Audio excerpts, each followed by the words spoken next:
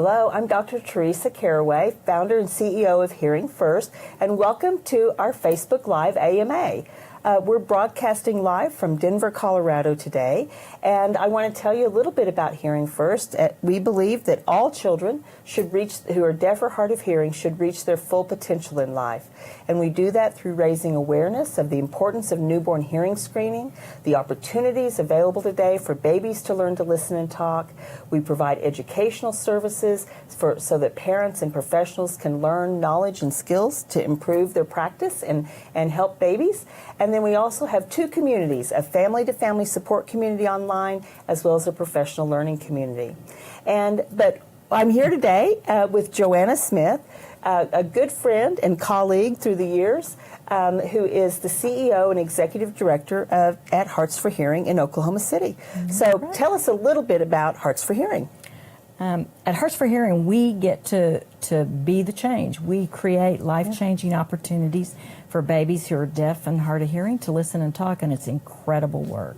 That is terrific. So I'm glad you're here because that's exactly what we want to talk about today. Terrific. Is how do you do that and talk about the importance of collaboration and a collaborative team as they work with babies who are deaf or hard of hearing so that they can learn to listen and talk. So let's talk about that for a little bit. And, as we talk about that, you who are joining us live, please, you're invited to submit your questions by posting the comments in the section below, and we look forward to answering your questions today too. So we know collaboration is important. Absolutely. And so let's first talk, who is the team of collaborators that we should know about? We absolutely believe that the parent is the driving force in a collaborative team. They are the ones living it. They know their child best of all, and we learn a great deal from parents. We also think that the pediatric audiologist and the listening and spoken language specialist or professional is critical to the team. And when that dance happens and the three of them are working in tandem, we expect amazing outcomes. It can, as we work as a team, it can very clearly, that team grows. Oftentimes the surgeon is part of the team. If a child is headed toward a cochlear implant, there may be other team members who also participate as we learn more about the child.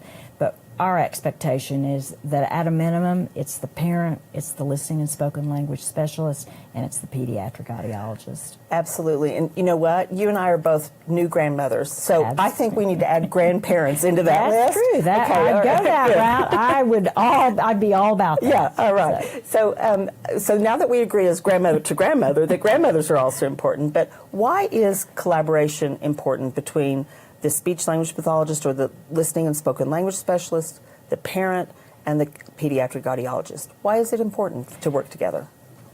There is so much that we learn from each other when we are working together. I will tell you that I'm a much better professional at doing my job when I have the information that the pediatric audiologist can bring. They make it possible for the parent to have access to that child's little brain by giving him access, and that makes my job so much more fun. I think we provide to the pediatric audiologist the relationship building that happens with a parent in a session, and of course the parent is giving us the feedback that they see 24/7 with their baby at home. Yeah, so it really brings collaboration by definition is that if one person's missing, valuable information's missing. And so the parent absolutely is our best partner and the one who knows their child best. And so I think that's what's really fun is working with all that. Yeah. So can you kind of tell us that as you work on a collaborative team, what does that look like on a daily basis? What does that look like in practice? Communication. I think it is so important that we know what that child is telling us. And the only way to do that is to communicate, first of all, with the parents, but also directly with the provider. It's nice in our situation because we are there working together with the family and we're in and out of sessions. A LSL professional might be in the booth supporting the baby, making it their job as an audiologist much easier, but it also may be within a session when we are pouring ear molds and coaching a family on how to keep them in. So it happens organically where we are. That doesn't always happen. If you're a provider, you may not have access to that, so it has to become more intentional in terms of how we communicate. Yeah. So you're actually doing a lot of co-treating then. Absolutely. In your collaborative team. That's fabulous. That's great. So, you know, you mentioned that sometimes providers aren't under your same roof. Do you have any suggestions, or you probably work with other professionals that are outside of your roof as well that are beyond your flexible team boundaries? We do. How do you make that work? Well, it's more challenging, but it also it's very important because the family needs to know that the people that they've entrusted their child's care with are communicating. One of the things I think that can sometimes get in the way is assuming that the parent is the person that needs to be communicating between the providers, and that's an awfully big job. So we are all about intentionally reaching out to the provider. If it's an audiologist that is not in our center and we're communicating, it has to be directly with them. So it's either via email, certainly calls are the most effective, but it has to be intentional. Yeah, and because there's key information that needs to be exchanged between each team member.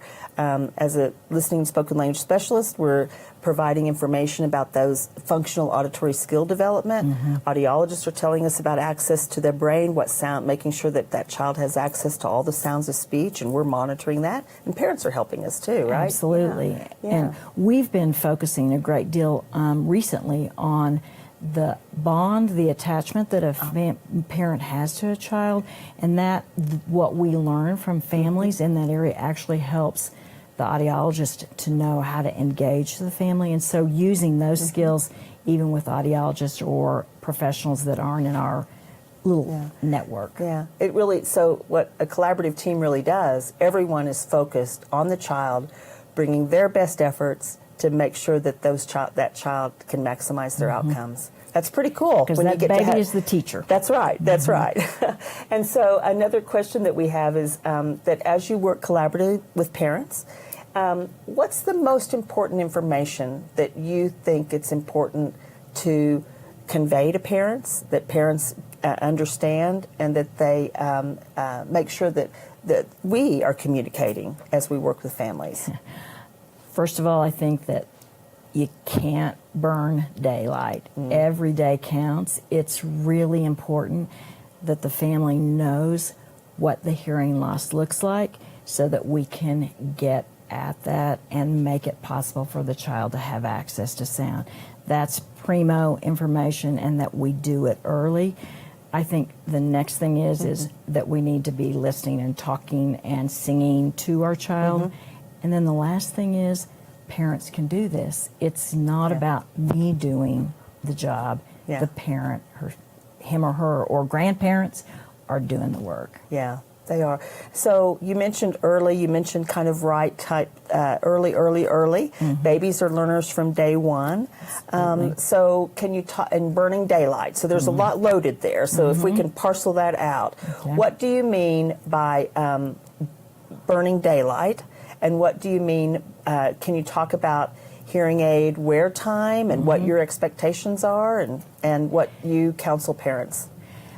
We are really focused on this because we know now that the data is actually telling us that every day counts. So we've actually fit babies, when babies refer to us on newborn hearing screening, and then follow-up testing actually confirms hearing loss. We are all about getting those aids on, and we have fit a child as young as 9 days of age. Now that is pretty young, but it's pretty remarkable when you do that and you get started on the journey. So we absolutely are about burning daylight. Means we get the hearing aids on. It also means that they're on during all waking hours. So eyes open, ears on, and that we have to fight sometimes to get that message out, because there are many out there who say, it doesn't really matter. Right, but it's really because when you wear hearing aids, we think hearing hearing loss is about the ears, but it's certainly about the brain and accessing the brain.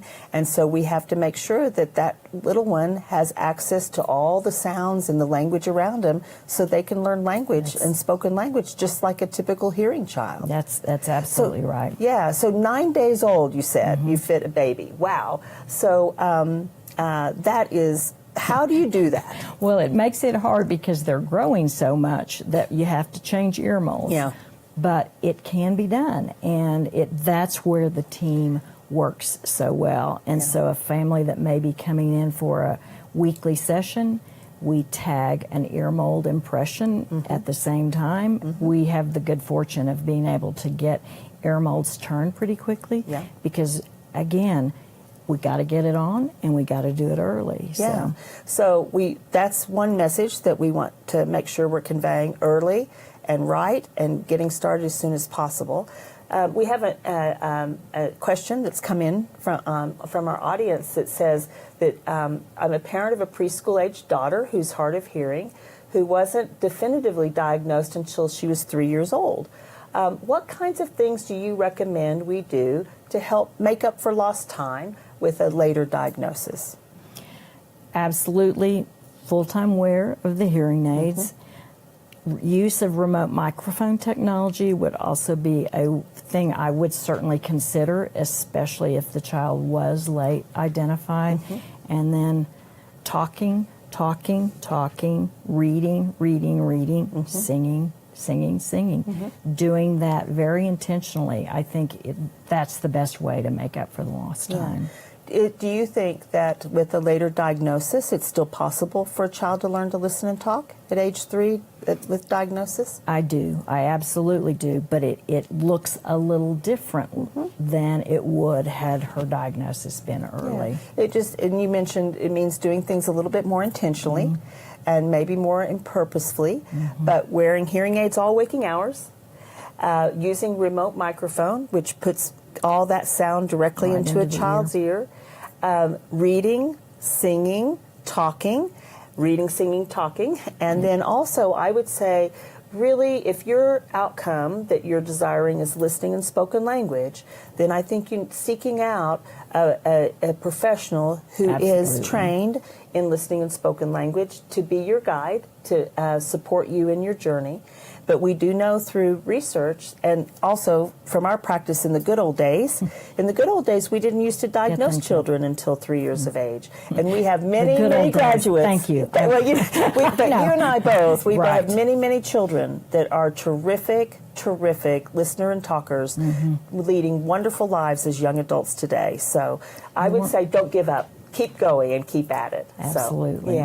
So thank you. One of the things I want to ask you, you mentioned about pediatric audiology and that being key to this whole thing of listening, besides a parent, in addition to a parent. Why is pediatric audiology key? Babies are not small adults. We can't fit a baby in the same way we would fit an adult. And sadly, there are many audiologists out there that are not using verification techniques. They are not working with the family, and they just have not had a great deal of experience working with babies. And that is critically important. We have to have somebody that knows what they're doing with babies. It truly is a science and an art to test babies' hearing and to fit hearing technology, and it does indeed take a collaborative team effort, with parents being the most important member of the team, and grandparents. So I want to say thank you so much for joining us today. Well, this was pretty fun. We could keep going. It went really fast. We could keep going for a whole day, but we won't do that. Yeah, but we won't do that. But if you'd like to learn more about Joanna and the team and the work that her team is doing, you can go to www.heartsforhearing.org. And if you'd like to continue this type of discussion and you may have questions that we weren't able to get to, we encourage you to come and join our family-to-family support community at hearingfirst.org, as well as if you're a professional, to join our professional learning community. We have lots going on and lots of great discussions and great learning experiences to offer. And if you'd like to stay up to date on the latest listening and spoken language resources and tools and news, please go to our website at hearingfirst.org and sign up for our newsletter. It'll come straight to your inbox, and it's a great way for us to stay connected. We look forward to connecting with you in the days and weeks and months ahead. Thanks for joining us today.